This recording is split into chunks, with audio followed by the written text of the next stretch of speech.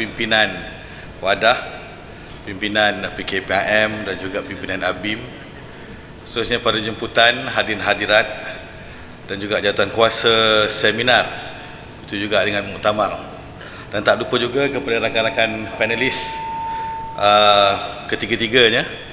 Dan sebenarnya kita berada dalam masa yang agak terhad ya, untuk kita sama-sama membincangkan itu tajuk yang penting, iaitu komuniti lokal sebagai penggerak kedamaian, inisiatif akar umbi dan kesannya dalam komuniti ASEAN.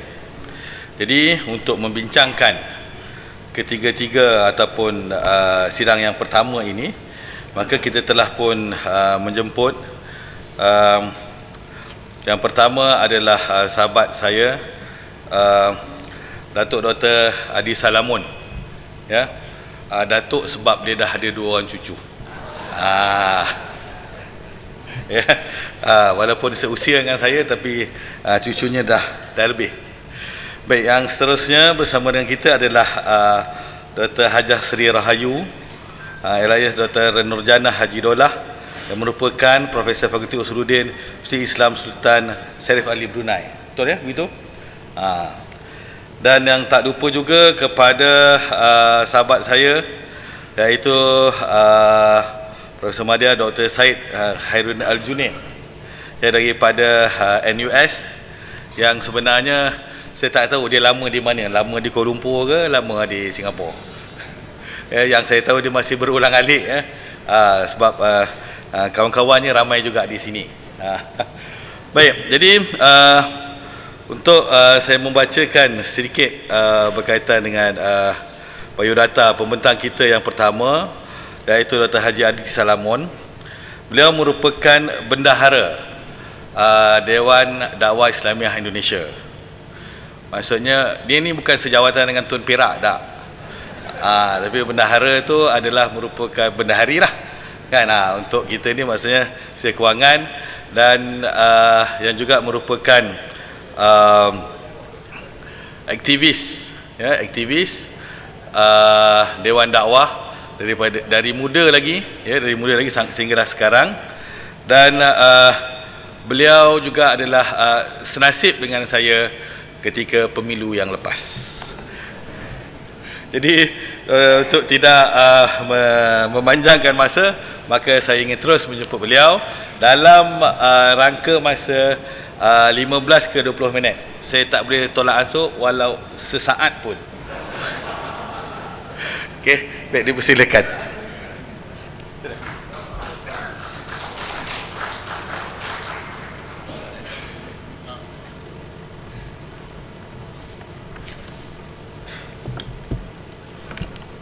Bismillahirrahmanirrahim. Assalamualaikum warahmatullahi wabarakatuh. Alhamdulillahi rabbil alamin wa bihi nasta'in ala umuri dunya waddin. Asyhadu an la ilaha illallah wahdahu la syarikalah wa asyhadu anna Muhammadan abduhu wa rasuluhu la nabiyya ba'dah. Allahumma shalli wa sallim wa barik ala hadzal nabiyil karim wa rasulil azim sayyidina wa maulana Muhammadin wa ala alihi wa ashabi ajmain. Amma ba'du. Yang saya muliakan orang tua kita, Prof. Datuk Nur Manuti, kemudian Prof. Ridwan Usman, Datuk Azam, dan untuk moderator, sahabat saya, dan para hadirin sekalian. Alhamdulillah saya mungkin diminta pertama karena terindikasi dari negara maju. Jadi semalam tuh ada roundtable diskusi. Jadi ada ta'rifan baru tentang negara maju. Negara maju itu katanya kalau mulai macet, kata Dr. Nur Manuti, dan mulai banjir, itu negara maju. Ada Indonesia, Jakarta negara maju. Jadi mungkin perlu perlu pengalaman dari Indonesia dulu sebagai negara maju. Hadirin sekalian, terima kasih. Tentu Indonesia sebagai negara yang berbilang kaum, ada lebih dari 1.340 suku bangsa, 17.000 pulau. Jadi sangat besar sekali. Kalau kita terbang dari mulai Aceh, Jakarta 3 jam, Jakarta Papua 4 jam, mungkin 7 jam kita terbang. Jadi Aceh sampai Papua, jadi besar sekali. Alhamdulillah Indonesia sampai hari ini masih mayoritas sampai hari ini. Jadi 245,93 juta jiwa atau sekitar 87%. Ini data baru, data bulan Maret 2024. Jadi tentu masalah-masalahnya akan banyak sekali. Kemudian usaha-usaha untuk penerapan fikih ta'ayyus terus diupayakan melalui berbagai pendekatan termasuk moderasi beragama. Jadi pemerintah Indonesia melalui Departemen Agama dipanggil. Sekarang Departemen Agama dipimpin oleh Prof. Nasaruddin Umar. Dan ini materi yang beliau suka tentang fikih ta'ayyus insyaallah. Saya persingkat saja. Jadi ada dua lembaga yang saya ambil contoh untuk fikih ta'ayyus ini. Yang pertama, dengan jumlah banyak bilangan suku, kita tentu perlu pengawalan fatwa. Nah, ini disokong oleh Majelis Ulama Indonesia.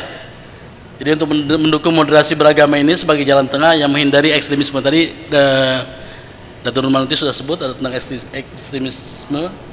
Kemudian Dewan Dakwah juga mengeluarkan fatwa kebangsaan Dewan Dakwah. Jadi sebagai NGO, sebagai ormas, kita juga mengawal terus ke grassroots karena kita punya agent, punya dai-dai yang tersebar sehingga perlu dibekali oleh fatwa kebangsaan. Nanti saya urai isinya. Tentang fatwa MUI ini, yang pertama fatwa MUI nomor 7 tahun 2005 tentang pluralisme, liberalisme dan sekularisme agama. Jadi menolak penyamaan agama namun mendukung penghormatan dan pluralitas seperti tadi yang sudah disampaikan. Kemudian fatwa MUI berikutnya nomor 3 tahun 2004 tentang terorisme. Ini menegaskan bahwa kekerasan sebagai terorisme bertentangan dengan agama Islam. Jadi ada fatwa yang mengawal sehingga orang boleh paham bahwa ini dikawal oleh ajaran agama kita. Kemudian fatwa MUI nomor 6 tahun 2000 tentang toleransi antar umat beragama, mendorong kerjasama sosial tanpa mengganggu keyakinan ibadah umat.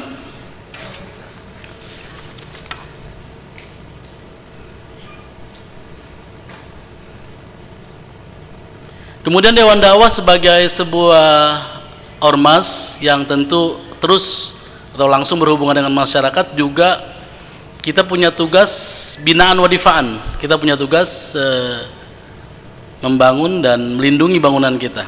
Artinya orang-orang Islam di bawah, di daerah-daerah yang pedalaman. Nah, ini juga kita sampaikan bahwa kita ada fatwa yang menjaga tentang keberagaman kita ini.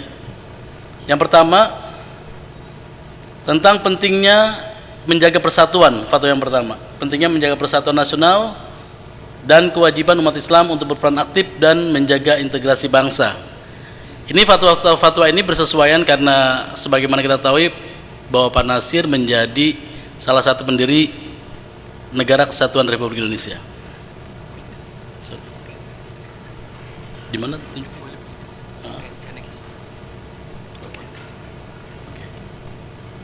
Kemudian fatwa yang kedua, menghormati perbedaan dalam kerangka kebangsaan.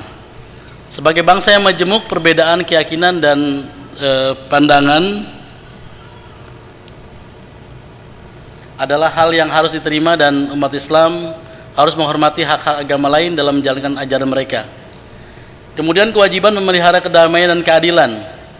Umat Islam memiliki tanggung jawab untuk memelihara kedamaian dan keadilan di tengah masyarakat sesuai dengan ajaran Islam.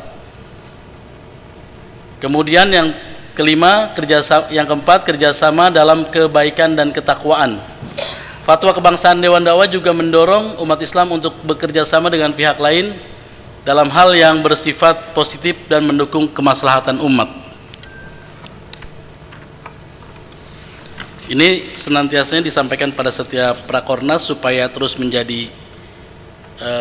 kita bisa jiwai oleh pimpinan-pimpinan Dewan Dakwah di daerah. Kemudian kita coba rujuk pada Pak Muhammad Nasir tentang keberagamaan dan kebangsaan. Pada sidang Masyumi Ini dalam buku Kapita Selekta 2 pada rapat umum Masyumi, Pak Nasir mengatakan ajaran Islam memberantas intoleransi agama serta menegakkan kemerdekaan beragama dan meletakkan dasar-dasar bagi keragaman hidup antaragama. Kemerdekaan menganut agama adalah suatu nilai hidup yang dipertahankan oleh tiap-tiap muslimin dan muslimat. Islam melindungi menyembah Tuhan menurut agama masing-masing, baik di masjid maupun di gereja. Kami umat Islam berseru kepada seluruh teman sebangsa yang beragama lain bahwa negara ini adalah negara kita bersama, yang kita tegakkan untuk kita bersama atas dasar toleransi dan tenggang rasa, bukan untuk golongan khusus. Kami berseru sebagaimana seruan Muhammad kepada sesama warga negara yang berlainan agama. Kami diperintahkan supaya menegakkan keadilan dan keragaman di antara saudara.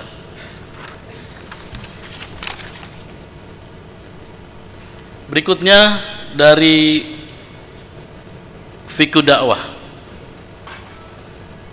yang menjadi pegangan para dai kita. Sebelum dai kita juga kita terjunkan ke lapangan, kita selalu sampaikan bahwa fikih dakwah, Pak Nasir mengajarkan tentang keteladanan dakwah dengan hikmah. Ini dalam bab hikmah dan dakwah, menekankan pentingnya kebijaksanaan dalam dakwah yang selaras dengan fikih ta'ayyus. Kemudian menghindari pendekatan konfrontatif. Dakwah harus mengedepankan etika dan akhlak yang baik serta menghindari sikap konfrontatif. Mengedepankan dialog dan pendidikan. Dakwah harus berbasis dialog yang mendidik untuk menciptakan pemahaman dan keharmonisan. Jadi adab-adab ikhtilaf juga kita sampaikan, bagaimana mereka harus bersikap dengan suku bangsa yang berbeda-beda. Saya masuk ke salah dua sampel saja, mungkin banyak sampel yang lain. Saya boleh angkat Masjid Jogokarian, mungkin hadirin sempat hadir ke Jogokarian Jogja, bahwa masjid ini menjadi pusat. Thank you. Okay. Masjid menjadi pusat khidmat. Takmir masjid menggagas berbagai program yang ujungnya adalah masjid menjadi pusat peradaban dan pelayanan bagi umat. Kegiatannya tentu banyak kegiatan terjadi di lingkungan masjid, tapi boleh siapa saja mengakses tanpa harus ditanya apa agama dia, apa suku dia, apa. Keberadaan masjid ini sebagai pusat kegiatan sosial yang inklusif menunjukkan bagaimana fikih ta'ayyus dapat diimplementasikan di tingkat lokal untuk menciptakan harmoni dan kepercayaan antar komunitas yang berbeda. Ini sudah dibina sejak tahun 60 oleh Dewan Dakwah dan Muhammadiyah. Jadi sudah di tahun 60-an. Sehingga yang menjadi ketuanya Ustaz Yazir adalah pengurus Dewan Dakwah juga. Kemudian yang besar skalanya adalah konflik Ambon. Kita ambil konflik Ambon, ini besar sekali. Konflik yang terjadi akhir tahun 90-an dan awal tahun 2000-an merupakan suatu tragedi terbesar dalam kerukunan umat beragama. Ini menjadi pelajaran buat kita. Konflik ini dipicu oleh ketegangan antara umat Islam dan Kristen yang berujung pada kekerasan dan korban jiwa yang sangat besar. Dalam proses ini tokoh-tokoh agama dari kedua belah pihak, baik Islam maupun Kristen, berperan aktif dalam mendorong dialog lintas agama dan mempromosikan perdamaian. Inisiatif rekonsiliasi di Ambon juga didorong oleh upaya pemerintah dan organisasi non-pemerintah atau NGO yang bekerja sama dalam membangun kembali infrastruktur sosial seperti sekolah, tempat ibadah, dan rumah sakit yang sebelumnya hancur akibat konflik. Jadi kita bisa lihat meski sebelumnya mereka punya budaya pelagandong disebutnya. Pelagandong itu apa ya? Tadi mempersaudarakan. Katong semua bersaudara, kita semua bersaudara. Tapi ternyata pergesekan-pergesekan itu menjadi besar. Sebagai kesimpulan,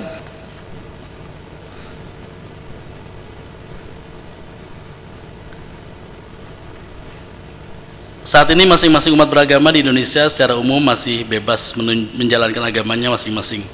Bahkan saat terjadi konflik yang hebat antar komunitas Muslim dan Kristen di Maluku, konflik itu tidak menjalar ke wilayah-wilayah Indonesia lainnya. Ini menunjukkan bahwa masyarakat Indonesia pada umumnya memiliki daya resistensi yang tinggi untuk memelihara kerukunan umat beragama.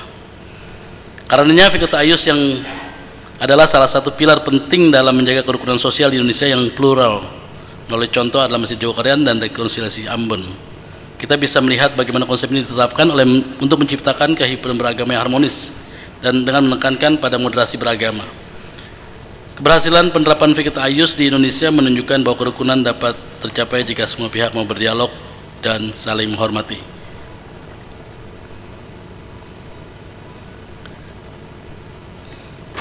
Demikian presentasi saya, namun saya ingin mengakhiri presentasi saya dengan pantun. Karena tadi Sekjen sudah awali dengan pantun juga. Tapi sekarang karena tadi simbolnya 5, saya bagi 5 pantun. Nah, yang pertama, indah nian baju kebaya, dipakai orang pergi ke pesta. Saat ini kita sungguh berbahagia bersama para peserta Muktamar Nasional Wadah yang luar biasa. Yang kedua, ikuti senam sehat di area Monas. Kami ucapkan selamat bermuktamar nasional yang ke-18. Kemudian yang ketiga, ada pesta, ada hadiah. Hadiah dibuka, isinya jam tangan.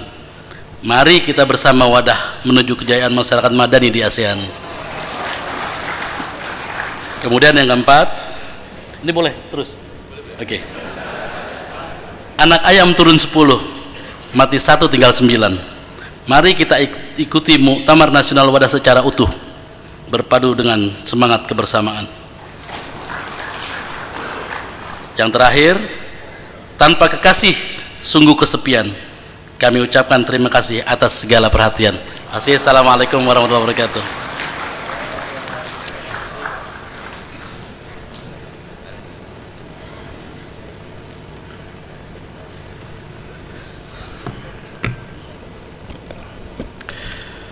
Alhamdulillah, terima kasih kita ucapkan kepada yang berbahagia Dr. Haji Adi Salamon yang telah pun berkongsi pandangan beliau dengan kita.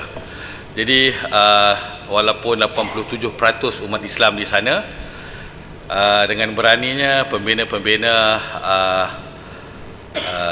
negara Indonesia dengan beraninya menawarkan bahawa untuk menyatukan adalah menerusi agama Islam, dan agama Islam itulah mesti mampu untuk menyarankan segala solusi dari sudut untuk membina negara dengan penuh bijaksana. Jadi kita beralih ke negara Brunei Darussalam, yang mana sekali lagi kita akan cuba melihat apakah cabarannya, apakah usaha dan juga ikhtiar yang telah dilakukan sama ada di peringkat kepimpinan negara, masyarakat maupun pimpinan-pimpinan komuniti. Maka kita ingin berkenalan sedikit dengan yang berbahagia Dr. Hajah Seri Rahayu Elias Nurjanah binti Haji Dolah, yang merupakan dekan untuk Fakulti Usuluddin di Universiti Islam Sultan Syarif Ali di Brunei Darussalam. Beliau menamatkan pengajian PhD-nya di Universiti Melaya dan banyak membentangkan kertas-kertas kerja akademik di serata dunia. Jadi untuk tidak melengahkan masa lagi, maka marilah kita sama-sama terbang ke negara Brunei Darussalam. Dipersilakan.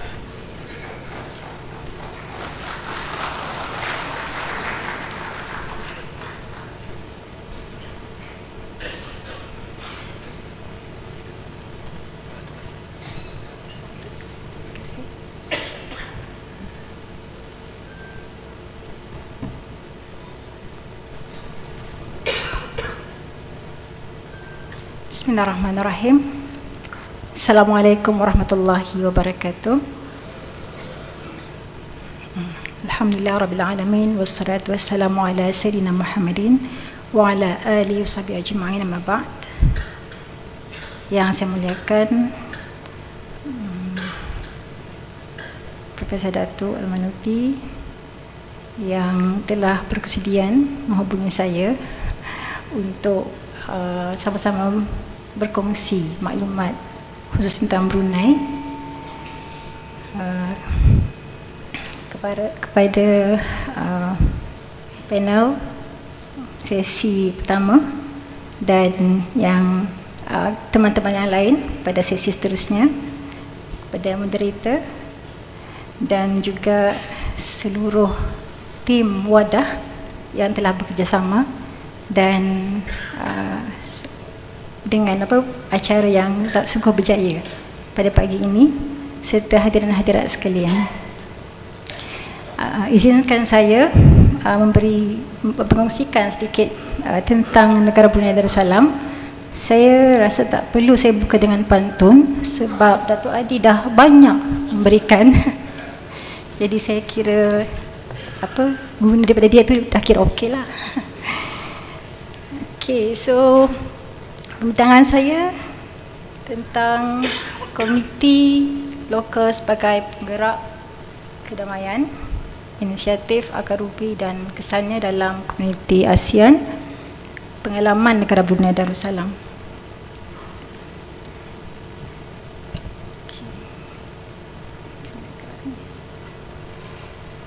Sebagai pendahuluan, seperti maklum, hari ini dan dalam waktu terdekat, faith ta'ayush menjadi sangat penting dalam dunia moden dan yang memfokuskan tentang hubungan antara orang Islam dan bukan Islam dalam konteks kehidupan bersama dalam sebuah negara demi kedamaian. Di Brunei Darussalam, kesedaran dan pengaplikasian konsep faith ta'ayush sudah berlangsung sebetulnya sejak lama dulu.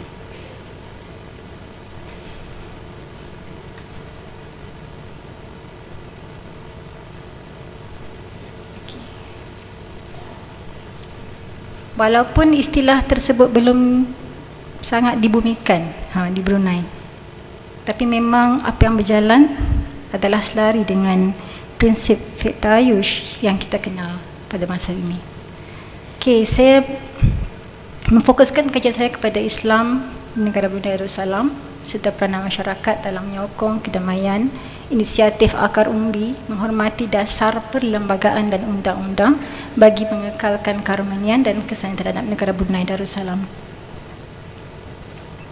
Jika melihat kepada rajah tersebut, saya boleh rangkumkan perbicaraan tentang negara Brunei Darussalam daripada 5 aspek, iaitu Brunei sebagai sebuah negara Islam, itu agama rasmi adalah Islam yang mengamalkan fahaman Ahli Sunnah wal Jamaah dengan bermazhabkan Syafi'i, dan dalam masa yang sama menjadikan MIB sebagai falsafah negara, iaitu Melayu Islam beraja.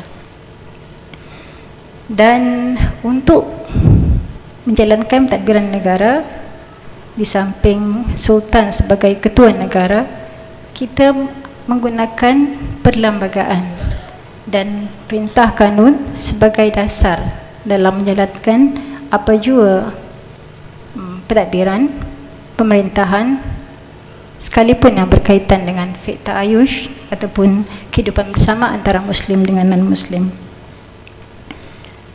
Kemudian antara pendekatan yang kita gunakan adalah kaedah berhemah dalam kita menyelesaikan atau menangani apa-apa konflik yang berlaku ataupun isu yang dibangkitkan bersama dengan kaum non-Muslim. Okey, tadi saya katakan Islam sebagai agama rasmi bagi negara Brunei Darussalam. Ini seperti mana ada dalam perlembagaan, iaitu agama rasmi bagi negara Brunei Darussalam adalah agama Islam. Namun dalam masa yang sama, agama-agama lain boleh diamalkan dengan aman dan sempurna oleh mereka yang mengamalkannya.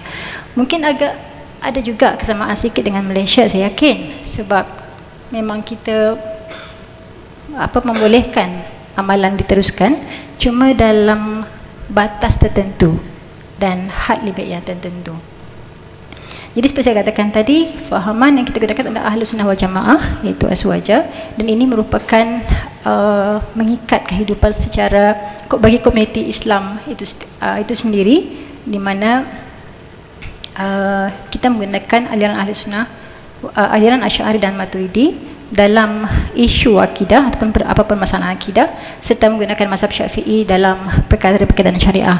Maka dalam hal ini Brunei menolak semua aliran atau pemahaman yang keluar daripada Asy'ari, Maturidi maupun Syafi'i dalam yang agak melampau ataupun kita boleh katakan ekstrim ataupun radikalisme.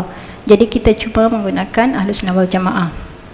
Untuk itu, dari segi perlembagaan memang ada ditafsirkan bahawa mana-mana fahaman yang keluar daripada Ahlus Sunnah wal Jamaah adalah ditolak dan ditegah daripada memasuki Brunei Darussalam.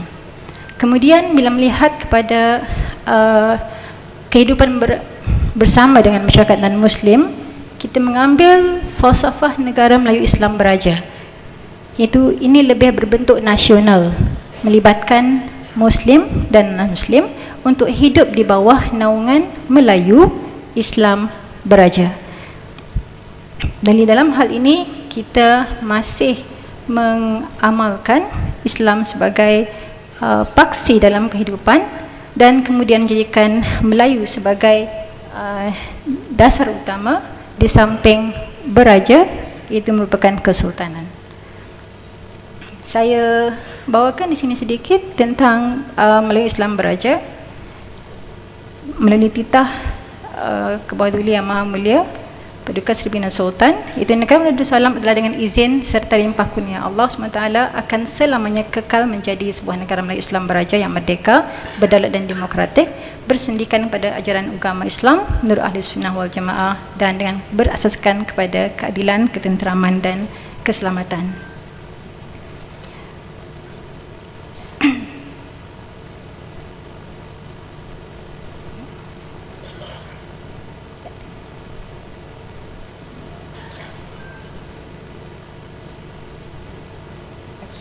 So, bila saya sebutkan tentang Melayu Islam Beraja, ia melihat kepada 3 hak utama, iaitu pertama hak bangsa Melayu daripada 7 buah jati bangsa Melayu yang dinamik. Dan ini agak berbeza dengan Malaysia khususnya dan mungkin Indonesia bila memperkatakan tentang Melayu. So, Melayu di Brunei adalah Melayu Muslim dan non-Muslim. Kita tidak menjadikan Melayu itu sebagai Muslim semuanya, malah kita menerima bangsa Melayu yang tidak menganut agama Islam. Kemudian Islam sebagai agama murni dan pemerintahan beraja itu sultan selaku pemimpin dan penaung.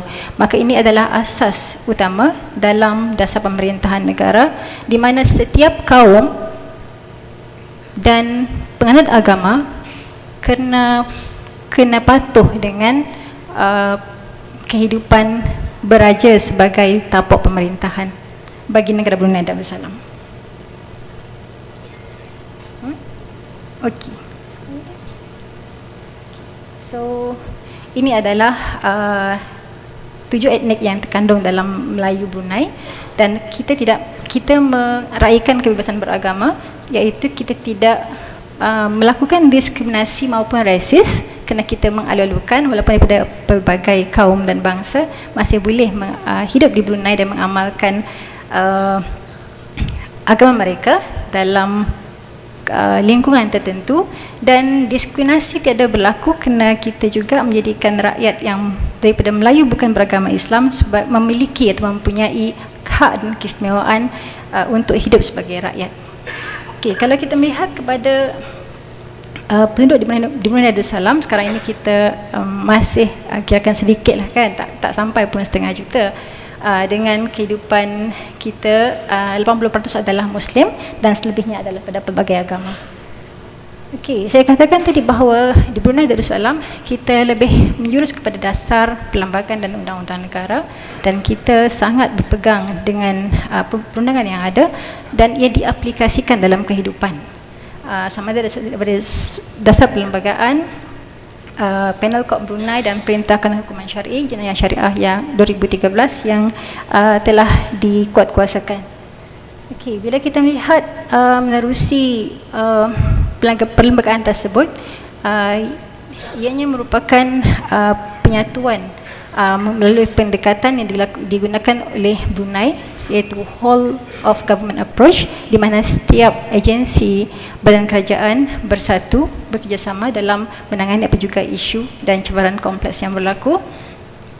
Kemudian pendekatan berhemah, di mana pihak kerajaan melalui agensi juga yang berautoriti khususnya agama akan berhemah dalam menangani isu-isu yang berlaku, melibatkan masyarakat non-Muslim dan mengekalkan keharmonian hidup masyarakat.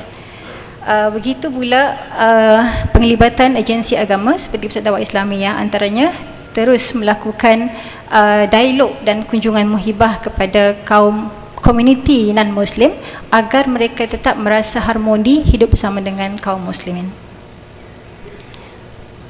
Okey, saya bawakan satu antara contoh dasar pandangan menangani isu di Brunei. Contohnya mengaitkan tentang ajaran amalan agama yang bertentangan daripada ajaran hukum syar'i, di mana Brunei menolak kemasukan ajaran-ajaran yang luar daripada Ahlus Sunnah wal Jamaah dan juga tegahan daripada mengembangkan agama selain agama Islam, dan ini dipegang dengan kuat berdasarkan kepada dasar perlembagaan yang ada. Begitu juga dalam menapis penerbitan yang bertentangan dengan hukum syarak. Jadi ini adalah tindakan yang dilakukan adalah melalui kerajaan, bukan melalui badan-badan NGO dan sebagainya, tapi lebih kepada kerajaan yang mengambil peranan tersebut dengan bantuan agensi-agensi atau jabatan-jabatan kerajaan yang ada. Kemudian dasar perundangan yang berkaitan dengan mengajar ajaran-ajaran perlu kepada kebenaran tauliyah antaranya, dan saya yakin di Malaysia juga ada, dan ini merupakan satu kesalahan bagi mereka yang tidak memiliki tauliyah kemudian mengajarkan pengajaran agama maupun ceramah. Okey, ini salah satu yang nyata yang boleh saya berikan contoh apabila berlaku isu, contohnya dari segi permohonan untuk membangun atau membaiki ataupun menambah balai ibadat bukan non-Muslim, maka antara kaedah yang digunakan di Brunei adalah mengedepankan pihak-pihak ataupun agensi yang bekerjasama, contohnya polis, jabatan tanah dan sebagainya, untuk tidak membenarkan proses pembesaran berlaku tanpa melibatkan Majlis Agama Islam. Maksudnya Majlis Agama Islam cuma memantau, memerhati, tapi yang ke depan untuk menegah aktiviti tersebut adalah daripada jabatan atau agensi lain. Jadi di sini adalah penggunaan secara berhemah untuk menghindarkan berlakunya konflik antara agama, iaitu antara Muslim dan non-Muslim. Sekalipun Nabi SAW memang diketahui adalah memegang Islam sebagai agama utama dan dominan dalam setiap urusan. Jadi daripada aspek sini, kerajaan sentiasa menjaga agar harmoni tetap berlaku dan fik ta'ayush tetap wujud di kalangan Muslim dan non-Muslim dengan adanya kebebasan untuk beragama, tapi cuma di tempat mereka sendiri. Contoh sahaja, kalau dalam untuk bangsa Cina untuk mengamalkan tarian naga, mereka boleh menjalankannya tapi tidak boleh di kawasan terbuka, tapi boleh mengadakannya di kawasan rumah dan sebagainya. Ini demi menjaga agar ritual yang berlaku tidak didedahkan kepada orang awam yang khususnya adalah di kalangan orang Islam. Okey, dan saya suka mengambil daripada firman Allah Ta'ala, wa ila thamud akhahum salihah wa ila adin akhahum huda. Dalam ayat ini, terma saudara yang digunakan dalam ayat Quran melambangkan bagaimana kelembutan bahasa Al-Quran terhadap komuniti bukan Muslim, dan itulah yang seharusnya kita lakukan sewaktu kita berhubung dengan komuniti non-Muslim untuk sentiasa menggunakan bahasa yang baik untuk mereka sebagai salah satu dakwah juga, dan bagi mengelakkan apa juga isu dan konflik berlaku di kalangan umat. Dan akhirnya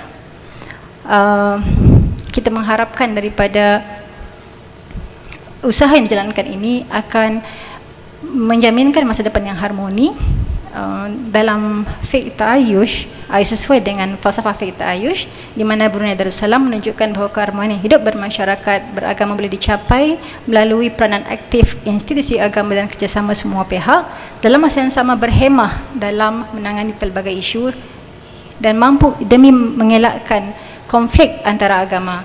Dengan komitmen bersama, Brunei akan terus menjadi contoh kepada dunia umumnya dan mungkin kepada ASEAN khasnya dalam mengekalkan toleransi dan keamanan. Okey, itu sahaja daripada saya. Semoga perkongsian ini dapat memberi input sedikit tentang Brunei dan insya-Allah hingga di sini. Assalamualaikum warahmatullahi wabarakatuh.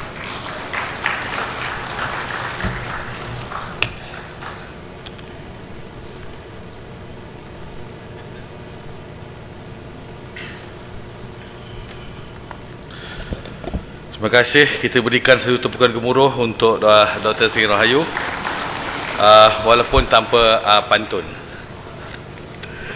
Jadi kita terus kepada yang berbahagia penuh Profesor Dr. Syed Khairuddin Al-Junaid. Di sini suka saya membacakan sedikit biodata beliau. Beliau merupakan pensyarah di NUS, National University of Singapore, dan juga merupakan pemegang kerusi di berkaitan dengan Southeast Asia di Georgetown University. Betul lah? Baik, jadi tanpa meringahkan masa, daripada Brunei kita melangkau ke Singapura. Dipersilakan.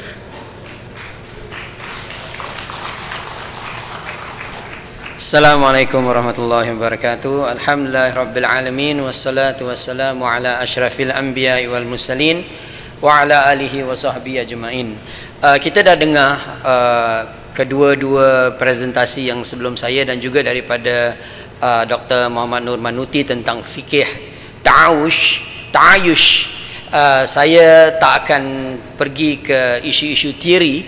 Pada saya, kita juga harus melihat beberapa perkara yang memecah belahkan umat dan apakah wadah-wadah yang kita boleh gunakan untuk menyatukan umat kembali. Jadi pengisian saya pada hari ini ialah mengenai local communities as peace builders, ASEAN Mosque in Perspective. Kerana saya yang dah bersama WADA dan ABIM buat selama ni, walaupun saya tak dapat hidupkan Angkatan Belia Islam Singapura pasal jadi habis kan.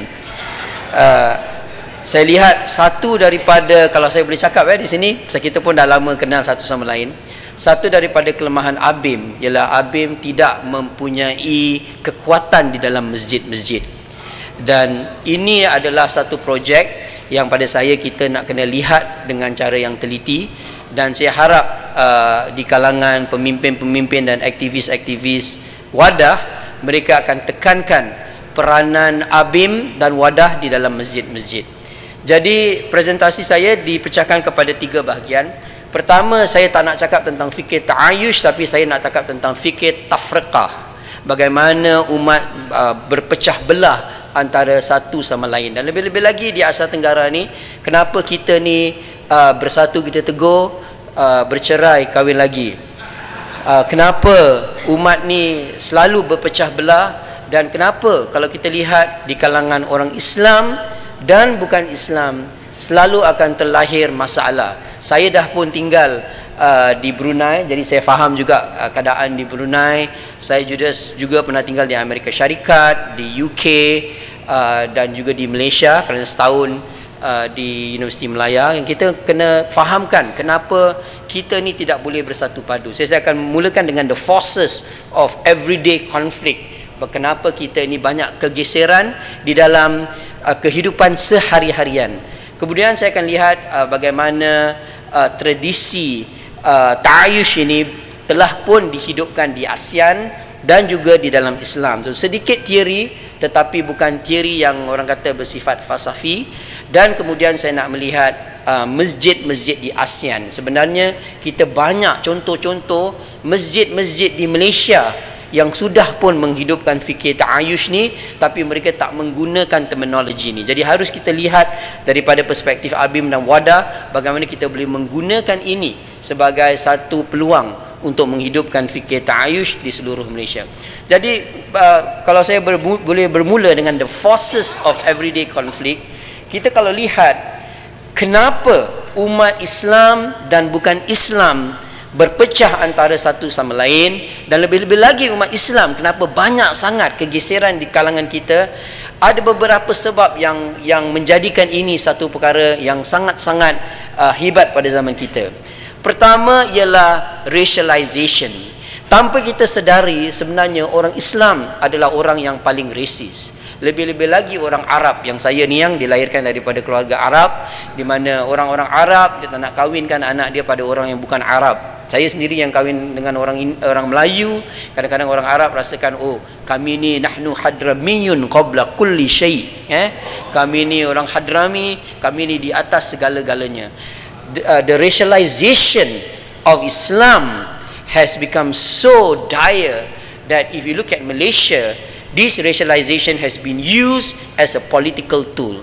Jadi kita nak kena lihat ini sebagai satu bahan yang digunakan oleh orang Islam dan juga orang bukan Islam untuk memecah belahkan umat. Dan bila saya cakap tentang racialisasi, ialah di dalam categorization, kategori yang kita gunakan, orang Cina kape, orang India kotor, orang Mak Saleh cantik dan sebagainya, kan? Institutionalization, semua ni ada dalam institusi-institusi, dan ia menjadi satu reproduction, diajar daripada ibu ke anak-anak, daripada cikgu ke murid-murid dan sebagainya, dan enforcement of unfair distribution of resources in a given territory, di mana kalau dia orang Islam diberikan yang lebih, kalau dia berikan orang bukan Islam diberikan yang kurang, atau bagi minoriti yang orang Islam yang minoriti seperti di Vietnam, di Cambodia, di Singapura dan sebagainya, mereka tidak mendapat resources atau kedudukan yang patut diberikan kepada mereka kerana mereka adalah minoriti. Saya cakap ni pasal saya pun daripada Singapura. Dan ini ialah kerana isu race. Bukan race dari segi ada satu orang kata dasar yang cuba menekankan racialization, tetapi subtle racism yang sedang berlaku sekarang di Nusantara ini. Kedua, dan ini kita lihat juga di rumah, apa yang dipanggil sebagai microaggressions. Apa itu microaggressions? Microaggressions adalah everyday exchanges that send denigrating messages to certain individuals because of their backgrounds. Ini adalah satu cara untuk kita bekerja, satu perkara yang kita lakukan kadang-kadang dengan cara yang kita tidak sedari. Orang yang berbeza daripada kita, tapi kita anggap dia sebagai orang yang berkurangan daripada kita. Microaggression ni sebenarnya berlaku di mana-mana saja. Di kalangan ahli keluarga pun sebenarnya ia berlaku. Tetapi kalau kita extrapolate benda ni menjadi satu perkara yang di dalam satu negara, ia akan menjadi satu masalah yang besar. Kerana kita tidak dapat melihat orang yang berbeza daripada kita sebagai satu yang setara dengan kita. Dan apabila kita cakap tentang microaggression, daripada teorinya, ialah ia berlaku daripada pelbagai-bagai cara. Subtle snubs, maknanya kalau kita tengok orang tu, alah Cina, alah India, Arab, or dismissive looks, gestures and tones. And apa yang akan berlaku daripada ini ialah ia akan impair performance by sapping the psychic and spiritual energy of recipients and by creating iniquities. Jadi bila kita ada microaggressions ni, orang yang dikenakan perasaan-perasaan yang sedemikian, microaggression yang sedemikian, dia akan merasa bahawa dirinya itu terpencil, diletak di tempat yang terpinggir di dalam masyarakat. Dan orang-orang ini yang mengalami masalah-masalah ini, dua perkara yang akan berlaku dengan mereka. Pertama, orang yang mengalami racialization dan microaggression, dia akan melawan kembali. Jadi apa yang dilakukan? Dia akan jadi orang yang lebih baik daripada orang yang cuba menjatuhkan dia. Tetapi yang kedua ni yang kita bimbangkan, kerana dia akan memencilkan diri dan ia akan melahirkan masalah-masalah dadah, substance abuse, membunuh diri atau radikalisasi. Jadi inilah satu masalah yang kita lihat bila kita lihat microaggression dan juga everyday conflict. Tadi Profesor Dr. Nur Manuti telah pun bercakap tentang Surin Pitsuwan. Ada satu daripada ucapan-ucapan arwahnya Surin Pitsuwan, saya sebenarnya betul-betul rindu dengan dia kerana cara dia bercakap tentang ASEAN ini menunjukkan bagaimana dia faham masalah-masalah di ASEAN. Dia katakan there are many pockets of poverty. Jadi satu masalah kenapa banyak kegeseran di dalam kalangan masyarakat kita ialah kerana kemiskinan. Orang miskin tidak tahu bagaimana untuk mengendalikan hidup-hidupnya, of neglect, of marginalization within our region. The ASEAN countries are now committed to bridging the gap between them. The issue is not that people want to create trouble and violence. Bukan manusia ni dia tak nak fikir ta'ayush. Semua orang, baik Muslim atau bukan Muslim, dia nak hidup dalam aman dan damai. But the issue is actually the lack of opportunities. Kita tak berikan peluang.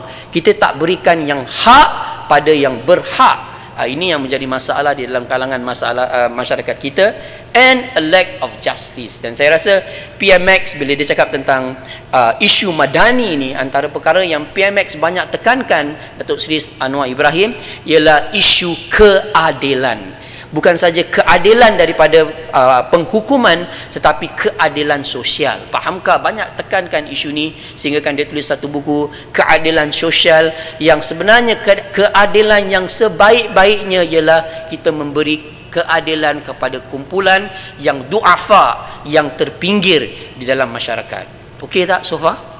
Alright, okey. Jadi baru kita datang ke isu peace in ASEAN and Islamic traditions. Kenapa saya cakap ASEAN dan Islamic tradition?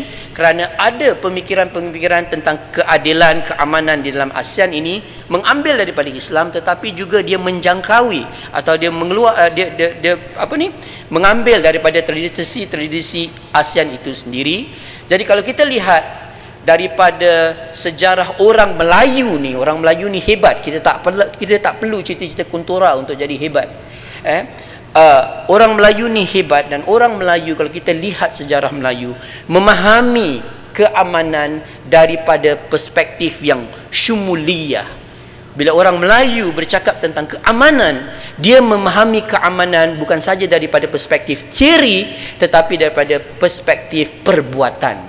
Jadi keamanan di dalam dunia ini Melayu selalu difahami daripada perspektif keamanan yang menyeluruh, yang Pak Hamka di dalam falsafah hidupnya yang banyak orang tak baca, ia selalu mengatakan bahawa kalau kita mahukan fikih ta'ayush ini, kalau kita mahukan keamanan, harus pertama kali kita ada the inner peace. Orang yang hati dia tak aman, dia tak akan menjadi aman dengan masyarakat, dengan keluarga dan sebagainya.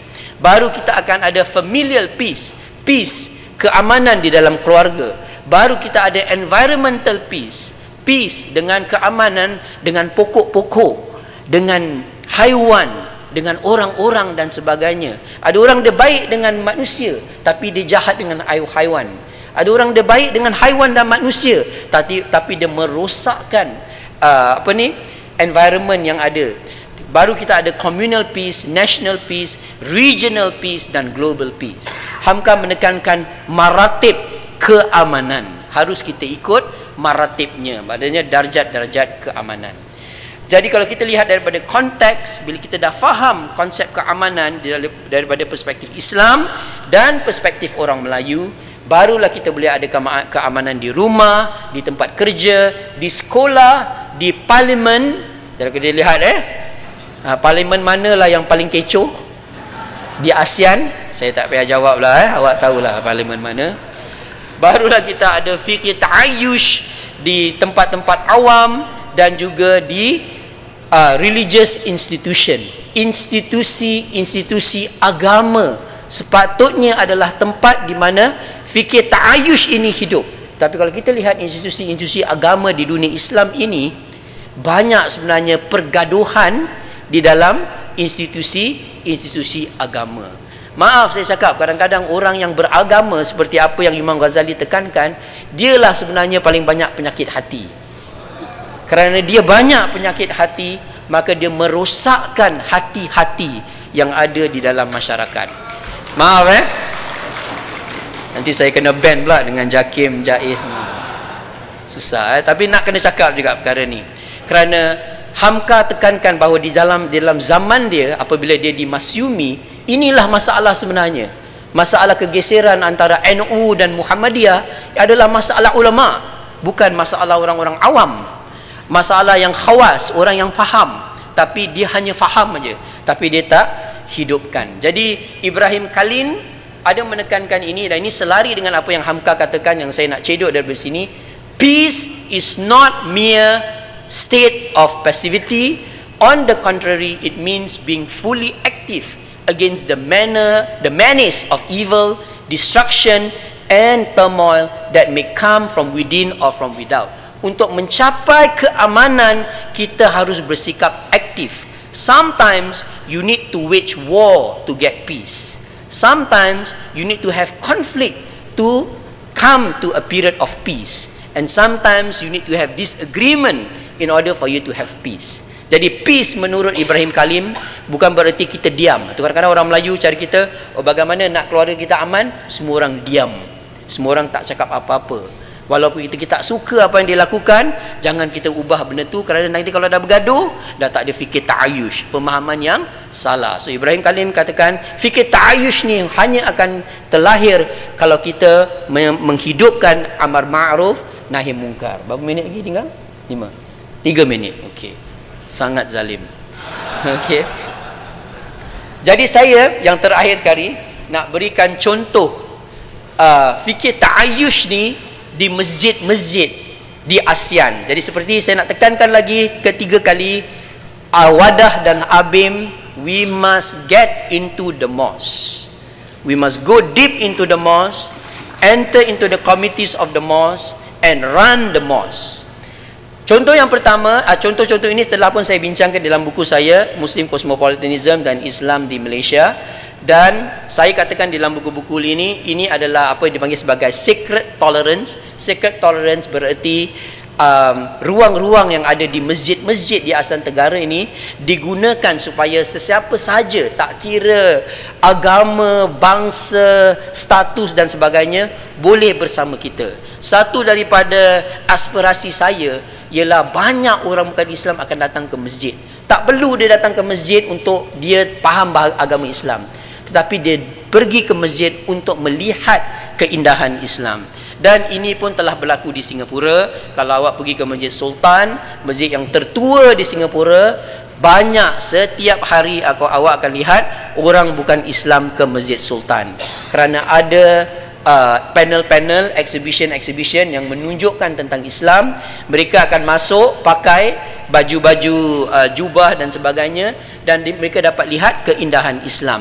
Antara orang yang suka pergi ke Masjid Sultan adalah orang Jepun, dan kami diberitahu bahawa orang-orang Jepun ini kebanyakannya muslimah. Mereka pergi ke Masjid Sultan, mereka pergi ke masjid-masjid di Singapura, akhirnya mereka masuk Islam. Siapa yang belum kahwin datang ke Singapura.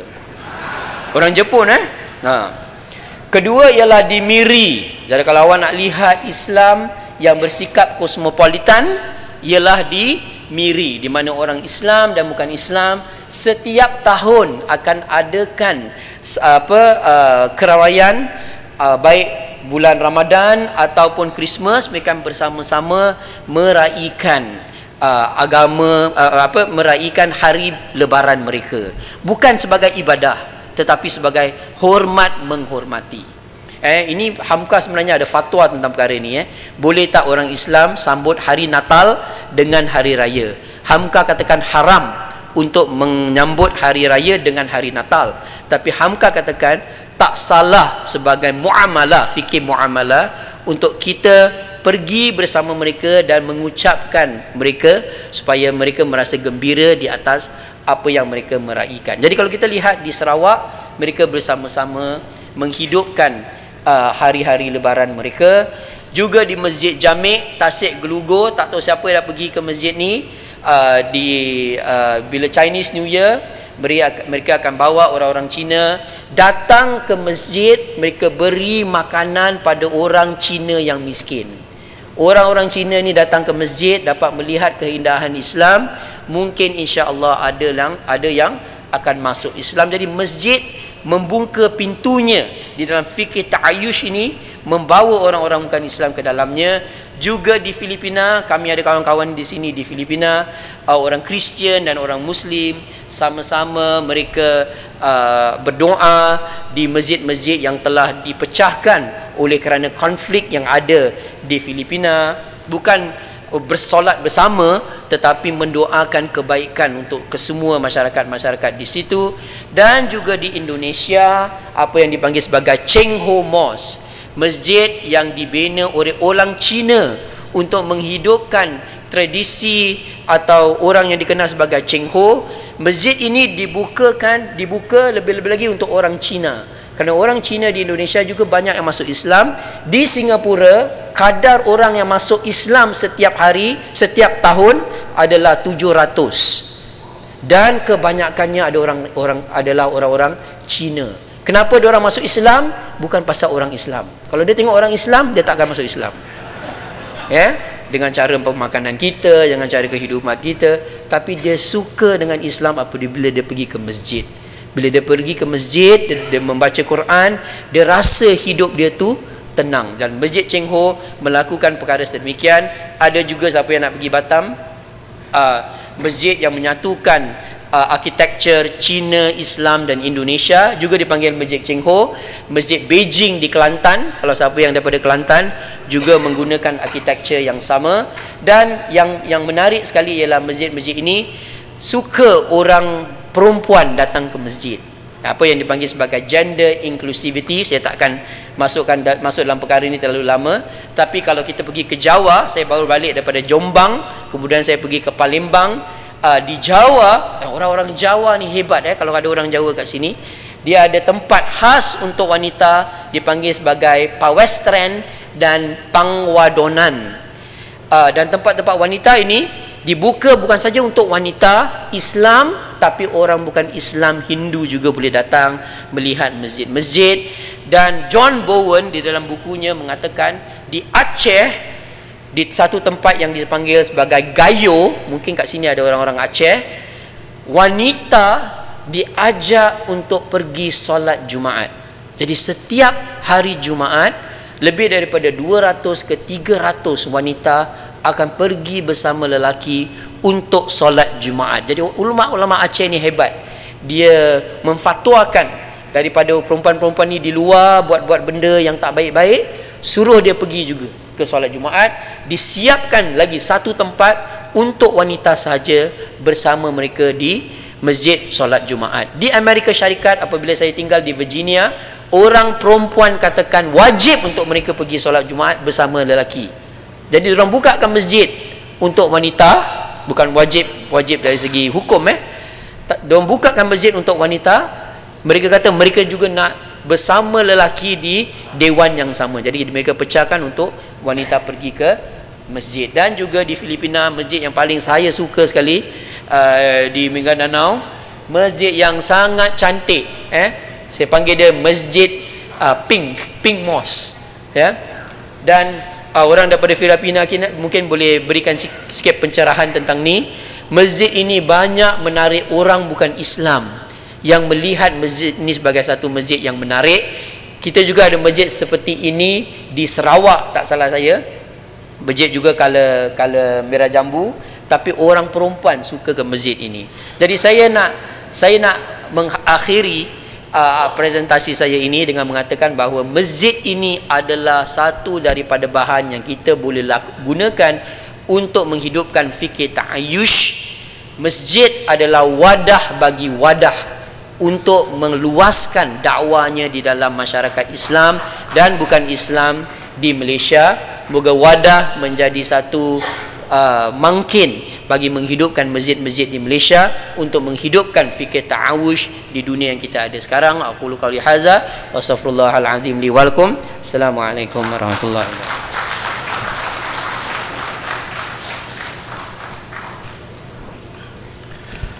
Baik.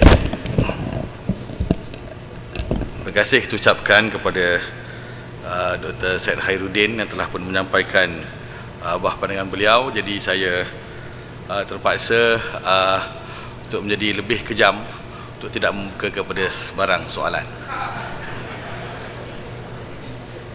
Okay, kita telah sampai kepada masa yang sampai ke penghujung sesi. Jadi untuk itu saya serahkan kembali kepada Saudara Hanif. Dipersilakan.